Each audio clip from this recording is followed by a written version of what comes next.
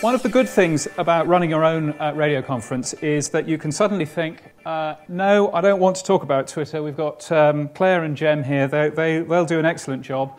I'll talk about something else.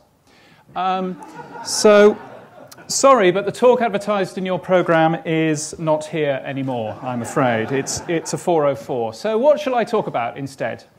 Well, I would like to talk about this.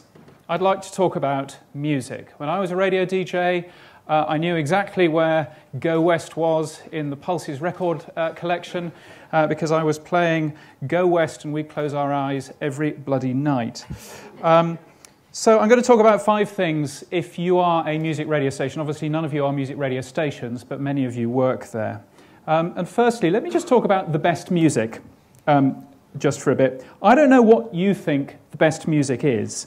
I only know that this nice man has his own view of what the best music is, and it's different from this person's view of what the best music is. But no matter where I tune my radio dial,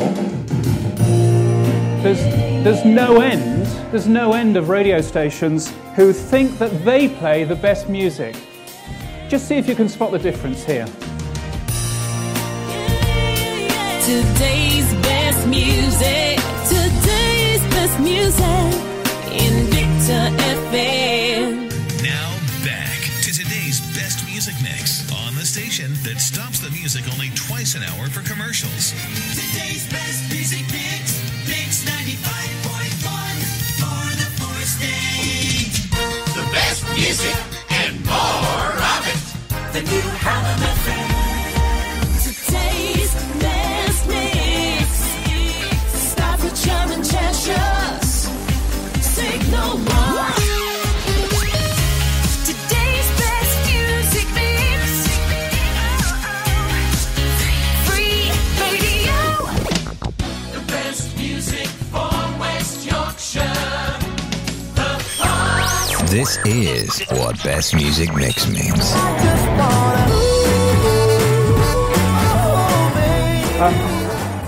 So now from one city I can enjoy more music variety, Birmingham's #1 hit music station, great music for a great city, proper music radio, and today's best music mix, none of which actually tells me anything that I might find useful.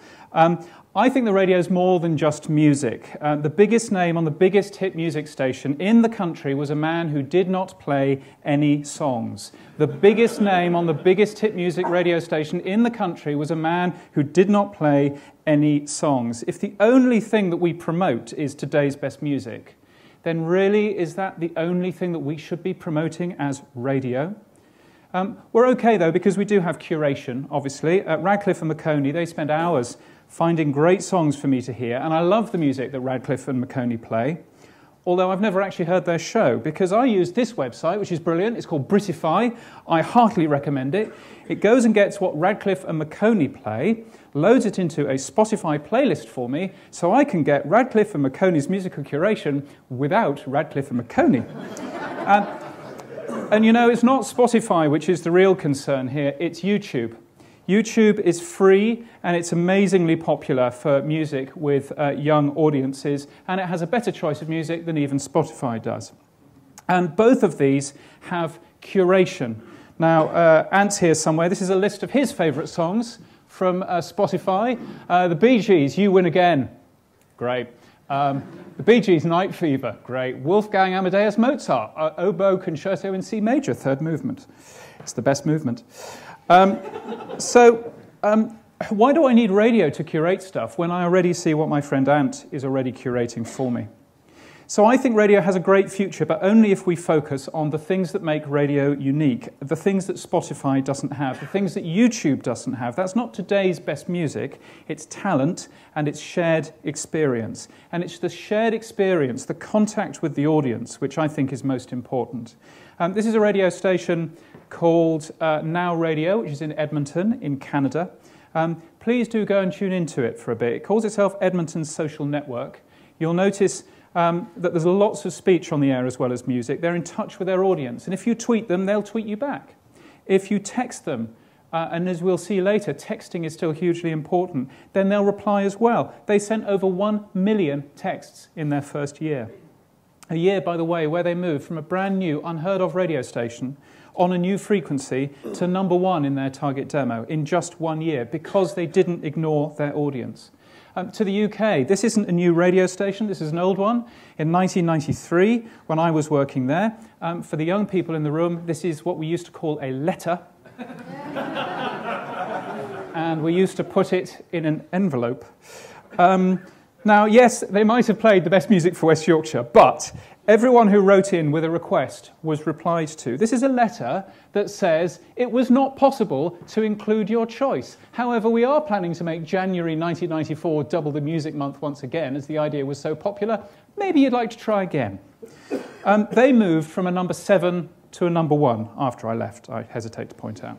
So audiences who take the time to connect with you could be your P1s, the people who listen longer to your radio station, and they could also be your marketing department, if only you'd let them, if only you'd make sure that you don't ignore them. So, promote your station on more than its music promise. Music curation isn't our unique selling point anymore. Talent and shared experience, I believe, is. Connecting with audiences is hugely, hugely important for our future. And please, think of something better than the best music mix, please. And finally, the future really is a bright future for radio if we get this stuff right. So, smile. Thank you very much. Thanks. I can't believe that we've been here for about 2.5, 3 hours, and we've talked about 12 or 13 completely distinct things.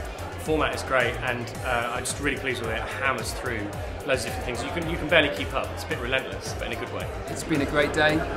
Lots of good people to talk to, lots of good people to listen to, and lots of good things.